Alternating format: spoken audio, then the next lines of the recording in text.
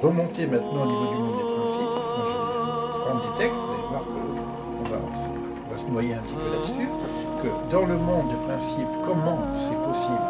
Donc, il faut aller au début, avant notre monde. On connaît l'histoire du circulaire et du cave, du Ensof qui revient dans le truc. Hein. Donc ça c'est le début. 10 séphirotes, c'est le début. Il dirige les créatures avec ce principe de justesse. D'accord? Et que ce principe ne change pas. Et tout dépend du nom. Je lis en diagonale très vite. Hein. Tout dépend du nom. Yudke Vavke. C'est ce que nous, Ve'adat et Hashem, Shema Israël Hashem, Yudke Vavke, Echad. D'accord? Tout dépend de ce Yudke Vavke. Un nom divin qui fait que le monde est. Mais avant le nom, il n'y a pas de monde.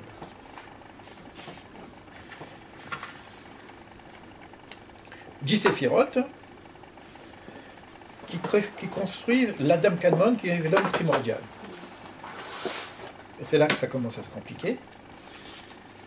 Bon, c'est comme ça, il y a une forme de dégradation du monde pour que la lumière soit supportable. Bon, c'est là qu'il y a l'explosion des mondes, c'est là qu'on parle de Shuratakilim, etc. Et juste après, il va y avoir une réorganisation, mais selon un principe plus bas.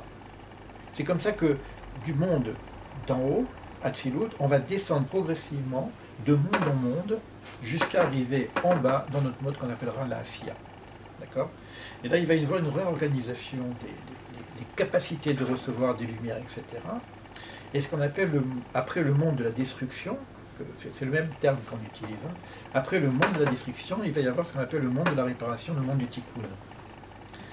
Et c'est là le truc magique, c'est que Dieu commence à réparer son monde qu'il a détruit.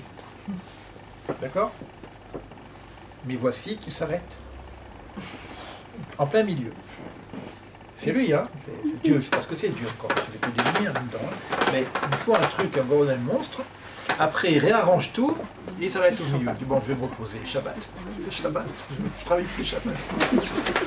Il arrive à Shabbat et il s'arrête. Et nous, on est là et on démarre. Si Dieu n'avait pas été orthodoxe, ce serait mieux passé peut-être. Ah, je ne sais pas comment ça se passe.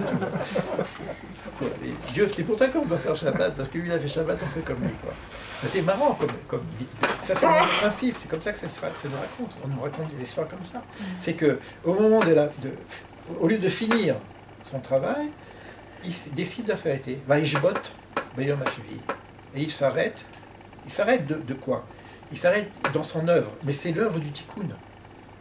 C'est de la réorganisation du monde. Parce qu'avant, on n'a rien avec le monde des points, des machins, etc. Et dans l'ordre de l'organisation, il s'arrête. Et il nous laisse. Là, à Sot. Il nous laisse pour faire. Faire quoi? Ben, tu finis le boulot. Finalement, nous, on est dans le monde du tikkun. Mais on est en train, parce qu'on n'a rien fait de mal. C'est pour ça que la notion du mal, on n'est pas encore dans le problème du mal de l'homme. Quand on est dans le tikkun ici, c'est le tikkun cladit, universel. C'est quand on nous demande de faire un boulot de quelque chose qui a été cassé du point de vue divin de la création divine. Il y a pas de... Moi, j'en ai rien fait. Je dis maintenant, tu veux ce monde, bah, tu le finis. Tu veux travailler, tu veux vivre, bah, travaille. J'entendais aussi dans la descente de la lumière, donc il y a Keter Horma, donc c'est un peu une lumière encore très originelle. Et j'entendais aussi que c'était dans Bina, qu'il y avait à un moment donné l'éclatement justement de ces brisures de lumière pour que les 7 autres séphirotes puissent s'organiser. C'est un peu plus compliqué que ça. Bina, c'est la rigueur. Bina, c'est le côté, c'est Ima, c'est le côté de la mère divine. Ouais. Chorma, c'est le père divin. Mais il faut savoir que les séphirotes, Keter, Chorma, Bina, ne sont jamais détruites. Ne sont jamais détruites. Elles retiennent, mais elles ne sont pas abîmées. C'est pour ça que quand tu montes au niveau spirituel, tu touches des points où il n'y a pas de salissure, il n'y a pas d'écorce. Donc il y a, du fait que nous sommes existants maintenant, il y a aussi en nous des particules élémentaires, spirituelles, séphirotiques, qui ne sont jamais abîmées. Ça, on retrouve la logothérapie d'ailleurs. D'accord? Donc il y a Aneshama Shinatati Itora. La Neshama que tu m'as donné, elle est pure, elle reste pure. Elle va se protéger au niveau de l'influence, donc Bina va se protéger, mais elle va pas s'abîmer. Il reste toujours le même. Et ça il faut. Après, on rentre dans le détail. On rentre dans le détail. Mais je vous raconte quoi, ça? Je vous raconte que l'idée du principe de ce monde, avec la notion du bien et du mal, elle vient de ça. Dans le monde séphirotique. Ça veut dire que l'homme, lorsqu'il arrive, quand on parle de la chute de l'homme, et que le mal viendrait de la chute de l'homme, c'est un mensonge par rapport à la Kabbale. Le mal existait avant, puisqu'il y a l'arbre bien-mal. Il est devant l'arbre bien-mal. L'homme, il doit faire le tikkun. Dieu lui dit, ça tu prends pas. Donc répare. Mais l'homme, il n'est pas fini. Non seulement il n'est pas fini, on lui demande de faire un truc qui est contre sa nature, de faire quelque chose dont lui n'a rien, il n'est pas ni responsable, ni causalité. On lui dit, fais le monde. C'est-à-dire, fais-toi toi-même. Et finalement, dans ce choix entre l'arbre de vie et l'arbre de la connaissance bien-mal, il choisit le chemin, il est libre. Il choisit le chemin bien-mal, il choisit le chemin de la dualité, qui va être beaucoup plus long, peut-être qu'il aura plus de mérite. En tout cas, c'est un choix qu'il fait. Et après, il y a la chute. Et après, donc, il y a un nouveau mal, entre guillemets, qui vient de l'action de l'homme, du mauvais choix. Mais l'idée existait avant. Parce que ce mauvais choix ne peut se faire que si du point divin, ça a été déjà fait. C'est comme si Dieu se trompe volontairement pour nous donner la possibilité de nous tromper. Je simplifie comme ça, quoi. Il n'y a pas de possibilité d'existence de quoi que ce soit en dehors du soleil si ce n'a pas été prévu dans le programme universel. C'est pas dire que c'est maktoub, hein, c'est-à-dire que tous les possibles existent. Maintenant, le chemin que moi je prends, il existe aussi, mais il y en a tellement que je peux prendre le bon et le mauvais. D'accord ? Donc c'est ça l'idée. Mais l'idée de la création du mal, c'est ça tout ce problème qu'on a, c'est comment le mal peut être créé. Et là, la notion du mal, de la matière, etc., on nous explique par cet élément. Je ne sais pas si ce livre peut nous aider.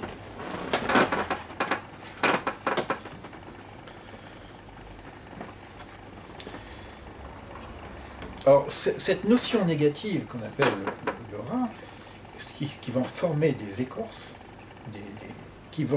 c'est quoi les écorces? C'est quelque chose qui est opaque et qui empêche la lumière de passer. Donc ça empêche la lumière des séphirotes de passer. Donc, la racine des séphirotes, c'est le Ein Sof, au niveau de la création, on l'a vu.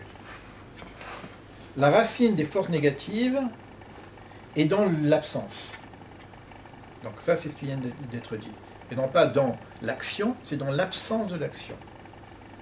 Donc c'est l'absence de la présence qui forme la racine des forces négatives. Donc ça veut dire quoi? Il n'y a que du plus, et il y a une absence du plus. C'est intéressant au niveau pédagogie et au niveau thérapeutique. Souvent, au niveau thérapeutique, on voudrait... j'ai du mal et je voudrais réduire le mal. Donc j'ai un problème chez moi et je voudrais arrêter ce problème. Donc réduire le mal. Il y a une autre proposition qui est donnée ici, avec laisse tomber le mal, parce que de toute façon tu vas le nourrir en voulant l'arrêter, parce que tu vas y penser sans arrêt, augmente du bien. Rajoute de la lumière, et comme le récipient ne peut pas faire plus que moi, donc c'est-à-dire que le récipient lumineux va prendre sa place, d'accord, c'est de l'ergothérapie pure, ça. C'est-à-dire qu'on fait ce qu'on appelle, c'est un timsum aussi, c'est une défocalisation. Ça s'appelle la défocalisation chez Viktor Frankl. Je défocalise de mon problème, et mon problème c'est moi, je me mange, je laisse tomber, et puis je défocalise, et maintenant j'essaie de voir comment je peux rajouter de la lumière. Or, rajouter de la lumière par rapport au principe qu'on vient d'apprendre, c'est quoi le principe du mal? C'est de refuser de donner. Rajouter de la lumière, c'est de passer à quelque chose qui est de l'ordre du don. Puisque c'est ça le tov. C'est l'émanation, c'est le don. Donc, c'est-à-dire, je suis malade, j'ai besoin de... Qu'est-ce que tu veux donner? Ben, je suis malade, mais c'est pas grave. Au point où tu en es, qu'est-ce que tu peux donner maintenant? Donc, donne, et c'est-à-dire, je suis obligé... Et à ce moment-là, pour donner, je dois guérir. de nature. La nature du don, donc il va y avoir quelque chose, une force de lumière qui va venir, c'est férotique, parce que je vais rentrer dans le principe du besoin de donner, que je vais pouvoir recevoir cette lumière, qui en même temps, au passage, va me guérir. On est en pleine logothérapie. Donc, là, on est en train de parler aussi de ce qu'on a parlé un petit peu sur la notion des besoins, etc. Dans notre jargon, la pyramide de Maslow, c'est tout le problème des besoins qui se sont sophistiqués et qui fait que je me construis par des besoins. Besoin de manger, besoin d'appartement, besoin de sécurité, etc. Tu vois, et là, le besoin de donner, il faut sortir un petit peu de la pyramide. Bon, ça fait partie du travail qu'on est en train de faire. Donc il y a deux notions qui sont ici. C'est cette notion justement de manque, donc qui me crée un besoin, mais ce besoin m'occulte du véritable sens de ma vie qui est de pouvoir émaner, donc laisser passer la lumière. C'est-à-dire finalement on doit être que des canaux. C'est ces causes, ces écorces négatives qui sont une forme de restriction. C'est marrant parce que je pense aussi à tout ce qui est fondamentalisme, tu vois. Et comme si il y a, comment dire, on crée une force négative. Parce que ça c'est les Midrash qui parlent, que quand tu fais du bien, quand tu es dans l'énergie de l'émanation, tu crées ce qu'on appelle un ange. Ben un ange, c'est pas un bonhomme avec des lèvres. Tu crées une énergie qui s'appelle bien, qui s'appelle émanation. C'est-à-dire qu'il va se passer autour de toi-même, de la nature, des forces qui vont t'ouvrir ta capacité de donner. Et il va y avoir c'est comme si, quand je dis une mitzvah, entraîne une mitzvah, tu vois. Et bah, tu vas être amené à faire de plus en plus de bien, naturellement. Que tu rentres dans un processus de... Tu apprends, tu enseignes, tu manges, tu donnes à manger, etc. Tu vois. Donc il y a quelque chose qui rentre dans notre nature.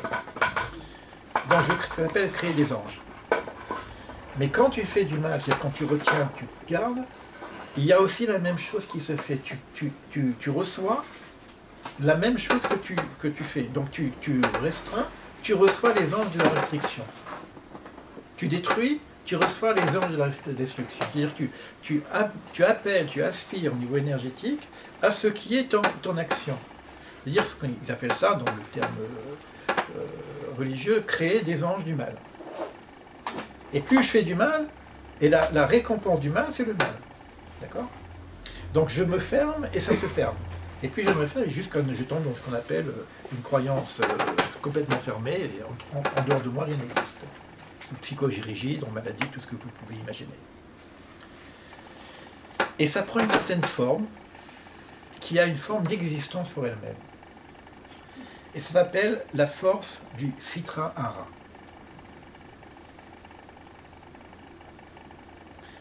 Et dans notre monde de la Asya, cette force, elle est tellement compacte qu'elle a une action réelle. C'est-à-dire qu'il est possible qu'un homme tue un homme. Parce que normalement, ça ne devrait pas être possible, dans l'idée. Si vous réfléchissez à l'idée de l'émanation divine, puisque je ne peux exister que par l'émanation divine. Si ma main est capable d'assassiner, or ma main ne peut exister que s'il y a de l'influx divin. Donc l'influx divin, il est en train d'assassiner aussi. C'est ce que Kama dit, moi je ne suis pas le gardien de mon frère. Qu'est-ce que tu m'as fait? Tu m'as rendu assassin. D'accord? Ben, il y a une possibilité de ce qu'on appelle Sitra Hara, c'est-à-dire une forme de force qui sort du système. Et on nous dit qu'elle se nourrit des c'est très kabbalistique, hein, et se nourrit des extrémités de la sainteté. Alors cette force créée par l'homme finalement. C'est créé, c'est pas vraiment créé. Pas créé, mais... Alors, après, il faut qu'on avance. Je suis très embêté avec cette histoire du animal. Parce que c'est tellement... Il faut aller jusqu'au bout, quoi. C'est-à-dire qu'il en a un petit morceau, il nous manque vraiment plein de choses encore. Parce que tout ça, ça ne peut pas exister en termes d'existence comme on l'a vu au départ. Donc ce n'est qu'éphémère. Si tu veux, à notre niveau, c'est pas de l'illusion, mais c'est quand même éphémère. puisqu'il y a quand même un conducteur. Donc ce conducteur, s'il laisse faire, c'est que c'est possible que, malgré tout, ça aboutisse au projet divin. Parce que sinon, on n'est plus dans l'unité. D'accord? C'est pas comme ça. Il y a mieux. Mais vous êtes passé par là, c'est votre liberté.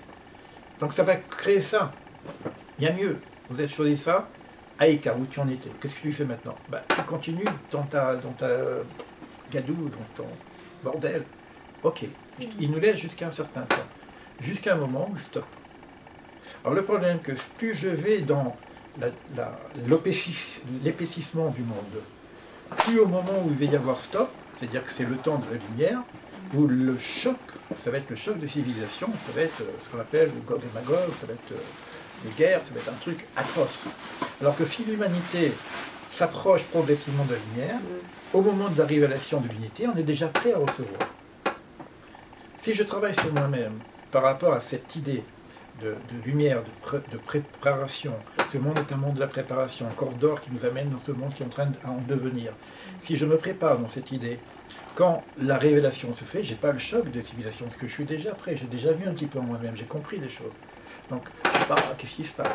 Donc, plus l'humanité... Alors, ça ne peut être qu'éphémère, parce que c'est la suite du texte, on verra avec l'aide de Dieu si on peut continuer ce texte, c'est savoir que ça ne peut pas exister dans son éternité, alors que le bien, pourquoi qu'on parle d'éternité, c'est que c'est la notion de luminescence de bien. Donc, ce faux mal, quelque part, il va prendre une consistance dans notre monde qui va être une réalité sur laquelle nous devons lutter, mais on lutte par l'émanation du bien, sans qu'après il y a toutes les technicités, et en même temps, ça ne peut pas perdurer. Donc, c'est pour ça que, au départ, c'est pas créé en termes d'existence. Parce que si c'est créé en termes d'existence, on sera toujours dans une dualité. Donc c'est pour ça que c'est créé par ce qu'on appelle l'absence de lumière. Or, quand la lumière reviendra, cette chose qui existait que par l'ombre qui a été posée par son absence n'existerait plus, naturellement. D'accord? Mais si elle s'est énormément épaissie, ben ça va être un choc pour elle de recevoir la lumière d'un coup. Et ça s'exprime comment dans le monde? Ça s'exprime par ce qu'on appelle Gog et Magog, ce qu'on appelle l'Apocalypse, etc., tous ces grands bordels qui peuvent arriver dans l'humanité. D'où tout le travail qui est fait ici de préparer l'humanité à se recevoir de la lumière. Pas simplement à lutter contre le mal, mais cette capacité de se préparer à recevoir de la lumière. Donc se préparer à comprendre un peu le sens de l'unité. On appelle ça l'étude de la Kabbale, etc. Moi-même, je suis un peu dépassé, la vérité. Mais en tout cas, c'est comme ça que le Zohar parle. C'est qu'il va y avoir une lumière qui va venir dans l'humanité, qu'on appelle le Zohar. Le Zohar, c'est dire lumière, qui va être l'explication, le sens de toutes ces histoires-là. Et au moment où le Zohar sera révélé, parmi les nations aussi, parce que là, il va y avoir une émanation universelle, à ce moment-là, il va y avoir une capacité à chacun d'entre nous de pouvoir intégrer ces choses-là. Et de ne pas subir le choc de civilisation, qui est le passage de Olam Hazé, Olam Haba, qui se fait normalement ce qu'on appelle 6e millénaire. Pourquoi 6e millénaire? Parce que 6 jours. 6 jours il a créé, 6 jours on s'arrête, 7e jour c'est l'ère messianique. Donc après on est dans des chiffres et des lettres. Hein. Après il faut rentrer dans la symbolique des lettres, il faut rentrer dans la symbolique des chiffres pour comprendre un peu l'articulation de tout ça. Donc, on nous propose ici une voie, ce qu'on appelle la voie de la connaissance. C'est une voie qui est un peu différente de la voie de l'action, mais il y a aussi la voie de l'action, comme on parle des yoga de l'action, yoga de la connaissance, yoga de l'amour, etc. Il y a plusieurs formes de yoga. Là, c'est une forme de voie de la connaissance, mais connaître, ça nous oblige en même temps à faire, parce que je ne peux pas connaître ce que je ne fais pas, donc je rentre évidemment dans la voie de l'action. Ça m'oblige aussi à émaner, donner, donc je rentre dans la voie de l'amour, parce que c'est ça la notion d'amour. Donc quelque chose, c'est une forme de yoga global. Je ne peux pas simplement étudier ces textes si, dans mon comportement personnel, dans ma vie personnelle, je ne joue pas le jeu de ce qui est proposé ici. Donc il y a aussi un travail sur soi, discipline, travail, etc., connaissance, travail. Et là, il reprend un peu ce qu'on a vu tout à l'heure, mais avec les termes qu'on a dit, la création qu'ont des séphirotes féminines de l'aspect du non-ban, les 3 premières séphirotes, Keter, Chorma, Bina, ont pu se tenir dans l'arrangement des 3 colonnes. Cependant, les 7 séphirotes inférieures ne pouvaient se tenir dans cet ordre, ne pouvaient contenir leur lumière, elles se brisèrent. Ceci fut la première imperfection et dommage dans la création. Alors, qu'est-ce qu'il nous explique ici? C'est que du fait que les 3 en haut n'ont pas été détériorés. Vous voyez là-haut, c'est une balance. Qu'est-ce qu'il y a dans cette balance? Droite, gauche, milieu. Et c'est grâce à cette balance ici que toute organisation qui était soit alignée, soit circulaire, et ni l'alignée ni le circulaire ne peuvent faire vivre le monde, qu'il va y avoir une nouvelle organisation, c'est ce qu'on appelle les 3 kavim. C'est-à-dire qu'il va y avoir une droite, une gauche et un centre. Et on a la voie du milieu, qui est justement l'harmonie, et qui va se créer après ce qu'on appelle Tiferet, qui va être une possibilité. Et après, on a travaillé aussi sur la possibilité, je ne sais pas si vous vous rappelez quand on était là, parce que tout le problème c'était la Malchut, hein, la lumière de Malchut, et il y avait une possibilité de gagner un peu de temps, parce que là c'est 6000 ans, qu'on pourrait aller s'alimenter directement de maman, Bina, hein, le temps que tout ça s'organise et que les gens font la guerre, écoute, il y a un chemin ici, qui est un raccourci, pour commencer à s'alimenter directement des 3 supérieurs qui n'ont pas été abîmés. Donc, et ce fait de pouvoir le faire, c'est-à-dire que tu mets de la lumière ici avant même l'organisation, tu retombes dans le principe avant la destruction. C'est très intéressant, on va s'adresser à la mère. Puisque la mère, elle donne des limites. La mère, quand elle voit son fils au bord du précipice, elle lui dit « Attention mon fils », elle va lui mettre des barrières. Le père dit « Courage, courage, saute !» Vous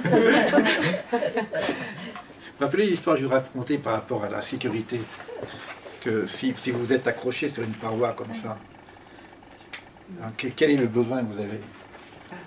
Qu'est-ce qui vous reste comme besoin?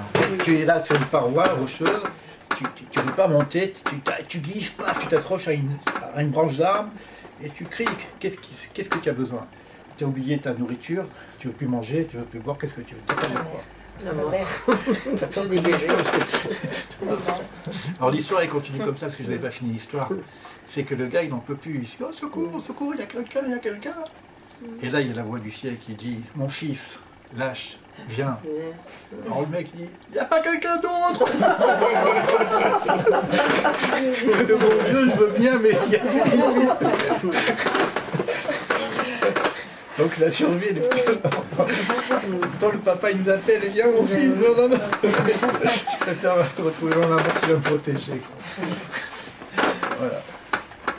Je sais pas, j'ai pas de notion du tout d'heure. Ni de l'heure, ce que j'ai dit. Non, parce que je sais que je suis dans un... Pour moi je suis en pleine recherche. Parce que j'essaye de faire le point et... Quand je vous dis je me suis arrêté à la page 32 ici, chapitre 32. Tu sais combien de chapitres sur ce problème-là, ici? Ça fait peur quand tu lis le... Regardez. On pourrait reprendre... mais bon, c'est vrai qu'il faut quand même refaire Adam Kadmon pour un peu comprendre la structure. Adam Kadmon. Adam Kadmon, c'est de porte 31 à 35. Pour expliquer Adam Kadmon. Mais bon, dans Adam Kadmon, il y a ces mondes, hein, le mal, etc. Et après, quand tu arrives à la page, le monde des Nikudim, le monde des points. Tout ce principe, c'est-à-dire le monde des points et la brisure des vases. Porte 36 à 58. Amusez-vous, vous qui avez les textes, à essayer de rentrer là-dedans. Et après, on a le monde du Tikkun. Nous, on est dans le monde du Tikkun. Hein. C'est-à-dire que ça, c'est bien avant. Hein. On est dans ce monde du Tikkun. Alors, moi, ce que j'ai compris, puisque j'ai pas compris, ça c'est, bon, j'ai plus ou moins compris, c'est que on ne peut pas tout comprendre, mais on peut l'étudier d'une façon mécanique. C'est-à-dire qu'on peut étudier, c'est-à-dire qu'on étudie, on fait des boules, on voit l'énergie qui passe là, on étudie comme des mathématiques, si tu veux, mais sans sans comprendre vraiment le sens. Parce que c'est difficile le sens lui-même, tu vois, le monde de mal, de mal, etc. Mais tu peux commencer à l'apprendre. C'est ce livre-là qui nous aide un petit peu aussi, tu vois, de lire alors, il y en a qui font des dessins, tu vois, qui voient la chute, comment on démonte, comment ça se marche, etc. Personne ne comprend rien. Bon, Nukva descend jusqu'à Da'at, elle reconstruit par ses arrières, du Nei, Tiferet qui remonte, Keter de Nukva, bon, ok. Mais si tu mets les dessins, tu sais de quoi ça parle. Tu vois. Donc, il y en a qui proposent d'étudier ce texte de ce qu'on appelle l'arbre de vie, l'Inan Akadosh, sans trop comprendre, ce qui fait qu'après, quand tu relis, bon, un peu ce qu'on a fait là, un petit peu, on a quand même compris des choses, tu peux faire des liens entre les deux, tu vois.